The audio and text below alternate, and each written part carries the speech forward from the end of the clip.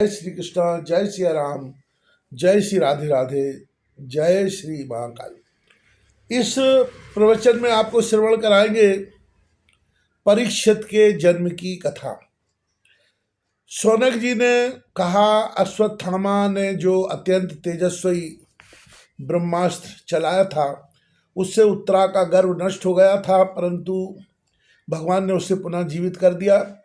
उस गर्भ से पैदा हुए महाज्ञानी महात्मा परीक्षित के, जिन्हें सुखदेव जी ने ज्ञानोपदेश दिया था, जन्म कर्म मृत्यु और उसके बाद जो गति उन्हें प्राप्त हुई, वह सब यदि आप ठीक समझें तो कहें, हम लोग बड़ी श्रद्धा के साथ सुनना चाहते हैं। सूति जी ने कहा, धर्मराज युधिष्ठिर अपनी प्रजा को प्रसन्न रखते हुए पिता के समान उसका पालन करने लगे। भगवान श्री कृष्ण के चरण कमलों के सेवन से वे समस्त भोगों से निष्प्रय हो गए थे। शौनकादि ऋषियों उनके पास अतुल संपत्ति थी, उन्होंने बड़े बड़े यज्ञ किए थे तथा उनके फलस्वरूप श्रेष्ठ लोगों का अधिकार प्राप्त किया था। उनकी रानियां और भाई अनुकूल थे, सारी पृथ्वी उनकी थी, वे जम्मू द्वीप के स्वामी थे और उनकी कीर्ति स्वर्ग तक फैली हुई थी। उनके पास भोग की ऐसी सामग्री थी जिसके लिए देवता लोग भी लालायित रहते हैं, परंतु जैसे भूखे मनुष्य को भोजन के अतिरिक्त दूसरे पदार्थ नहीं सुहाते, वैसे ही उन्हें भगवान के सिवा दूसरी कोई वस्तु सुख नहीं देती थी। शौनक जी उत्तरा के गर्भ में स्थित वह वीर शिशु परीक्षित जब अश्वत्थामा के ब्रह्मास्त्र के तेज से जलने लगा, तब उसने देखा कि उसकी आंखों के सामने एक ज्योतिर्मय पुरुष है। वह देखने में तो अंगूठे भर का है, परंतु उसका स्वरूप बहुत ही निर्मल है।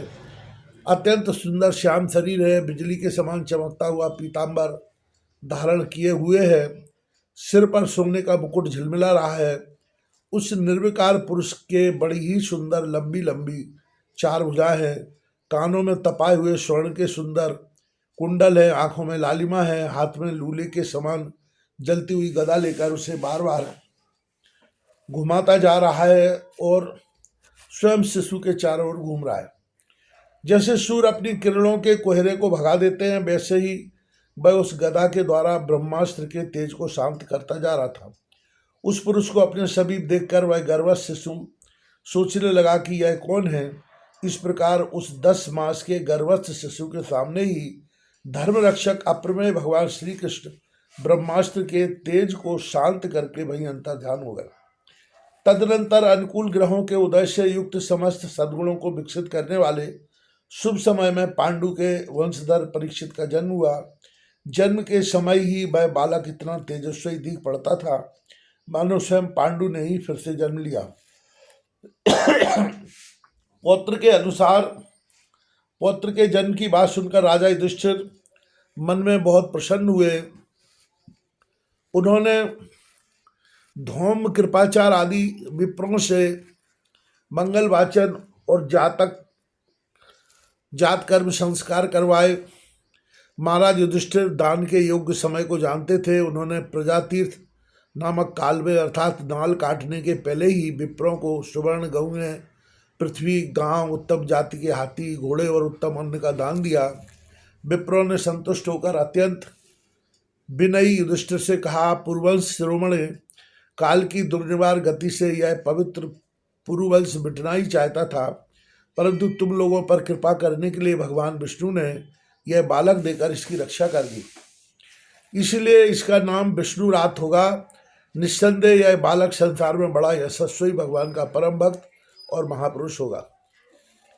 युधिष्ठिर ने कहा, महात्माओं, यह बालक क्या अपने उज्ज्वल यश से हमारे वंश के पवित्र कीर्ति महात्मा राजर्षियों का अनुसरण करेगा?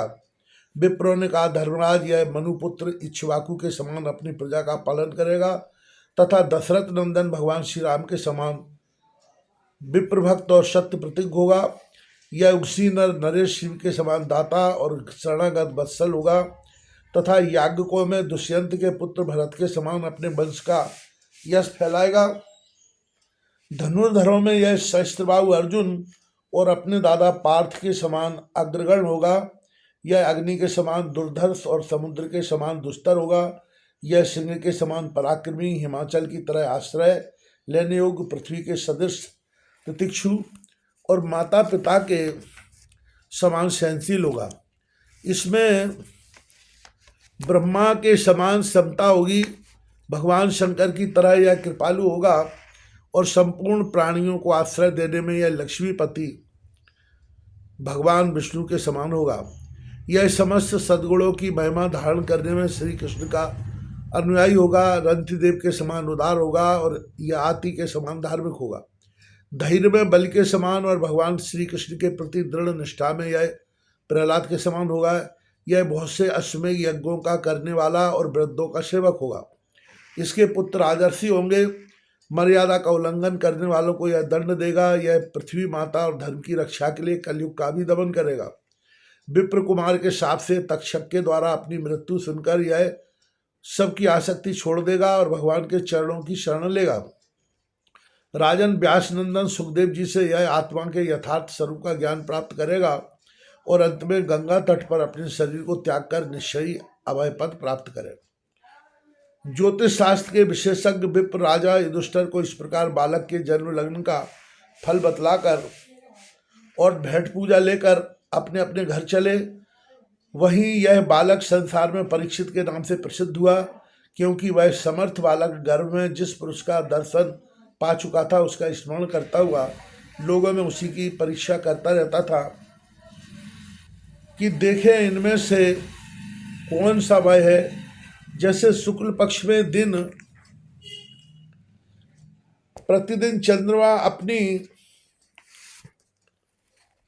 कलाओं से पूर्ण होता हुआ बढ़ता है, वैसे ही वह राजकुमार भी अपने गुरुजनों के लालन पालन से क्रमशः अनुदित बढ़ता हुआ शीघ्र ही शयन हो गया।